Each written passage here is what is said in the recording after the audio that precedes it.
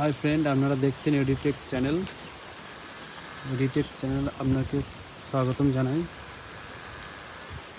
তো আজকে এই ঝড় বৃষ্টিতে, টানা দুদিনের নিম্নচাপের ঝড় বৃষ্টিতে প্রথম কথা দেখতে তো পাচ্ছেন আমার ধানের যেভাবে ক্ষয়ক্ষতি হয়েছে, তার সাথে আমার এই ফার্মেরও ক্ষতি।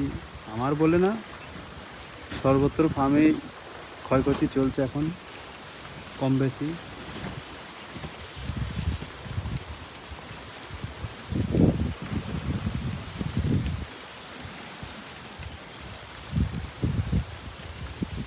ধান পুরো ডুবে গেছে জলে।